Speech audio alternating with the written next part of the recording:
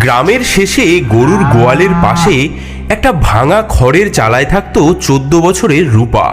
রাতে তার মাথার উপর ফুটো দিয়ে জল পড়তো, দেওয়ালের ফাঁক দিয়ে সাপ বিছে ঢুকতো, আর ঠিক তার পাশেই দাঁড়িয়েছিল তার সৎমার দোতলা পাকা বাড়ি, যেখানে সৎমা আর তার মেয়ে মায়া থাকতো বিলাসিতায়। মাত্র 2 মাস আগে পদ্মার বন্যায় নৌকাডুবিতে রূপার মা বাবা চলে যায়। তারপর থেকে সৎমার বাড়িতেই আশ্রয় নিয়েছিল রূপা, কিন্তু আশ্রয় নয়, যেন নরক। সৎমা তাকে গোয়াল ঘরের কোণে শুতে দেয়, পচা ভাত খেতে দেয়, আর দিনরাত খাটিয়ে নেয়। শয়তানি কালামুখী, সকাল থেকে এখনো তো ধান ভাঙা শেষ করতে পারলি না।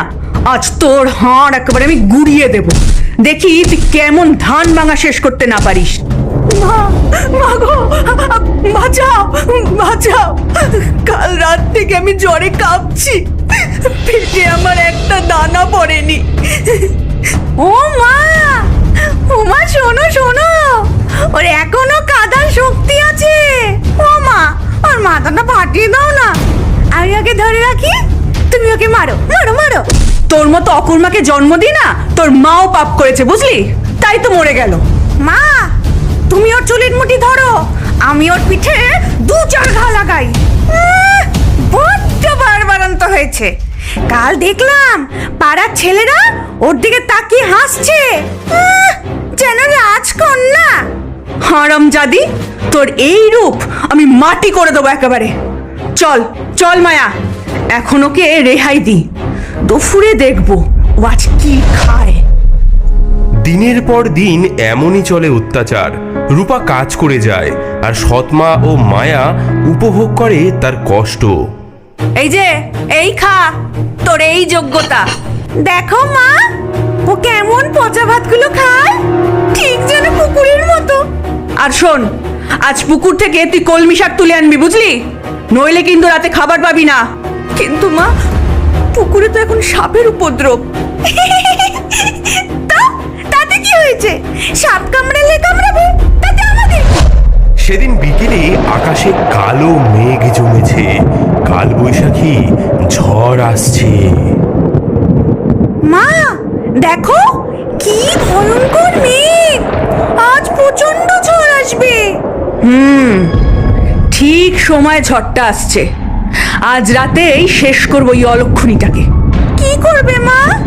শোন, আমাদের বাড়ির পেছনের ওই বনে একটা পুরনো তেঁতুল গাছ আছে না, সেখানে এই সময় খুব টক তেঁতুল ধরে বুঝলি। ওকে ওই ঝড়ের রাতে পাঠাবো সেই তেঁতুল পাড়তে।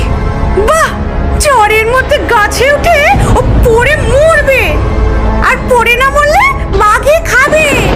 কাল বৈশাখীর কালো মেঘে আকাশ ছেয়ে গেছে, বিদ্যুৎ চমকাচ্ছে, দূরে শিয়ালের ডাক শোনা যাচ্ছে। শোন হতবাগি, আমার না খুব তেঁতুল খেতে ইচ্ছা করছে, আমার জন্য তুই বনের থেকে তেঁতুল নিয়ে আয়। এ কি মা, এই ঝড়ে তেঁতুল পাড়তে যাব? বেশি কথা না বলে যা বলছি তাই কর। শুধু তেঁতুল নয়, 10টা পাকা তেঁতুল আনবি, একটাও যদি কম হয় না তোর খুলি ফাটাবো আমি। বাইরে ভীষণ ঝোড়ো হাওয়া উঠেছে।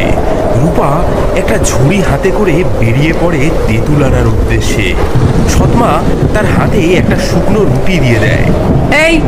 এই নে, একটা রুটি নে, নয়তো আবার মরে গিয়ে ভূত হয়ে আমার ঘাড় মটকাতে আসবি, আবার বলবি আমি তোকে খেতে দিইনি। এবার যা। সৎমা আর মায়া দাঁড়িয়ে দেখতে থাকে রূপা কিভাবে জঙ্গলের অন্ধকারে মিলিয়ে যায়। যা যা, তাড়াতাড়ি যা, হয় তোকে সাপে কামড়াবে, নয় পড়ে মরবি, আর নয় তো ওই বাঘে খাবে, তিনটের একটা তো হবেই। ভিজে কাপড়ে রূপা বনের পথ ধরে হাঁটতে থাকে। আকাশে বিদ্যুৎ চমকাচ্ছে, গাছের ডালপালা ভেঙে পড়ছে চারিদিকে। মা, মা গো, এই অন্ধকারে আমি তেঁতুল কোথায় পাবো? যদি বাঘ ভাল্লুক এসে। হঠাৎ বনের মাঝে একটা নীলাভ আলো চোখে পড়ল রূপার। মনে হলো কে যেন তাকে ডাকছে। এগিয়ে গিয়ে সে দেখল ঘন ঝোপঝাড়ের মাঝে একটি অদ্ভুত কুটির। এ কি এমন ভয়ঙ্কর ঝড়ে এই গভীর বনে একটা বাড়ি, বাতিও জ্বলছে, মানুষ থাকে নাকি? কে রে মা তুই এই ঝড় বৃষ্টিতে একা একা? ঠাকুরমণি, আমি একটা অভাগী মেয়ে। সৎমানা আমাকে পাঠিয়েছে তেঁতুল আনতে। ভিজে একাকার হয়ে গেছি, একটু আশ্রয় দেবেন? সেই 3 ছোট্ট মানুষ রূপাকে ভেতরে নিয়ে গেল।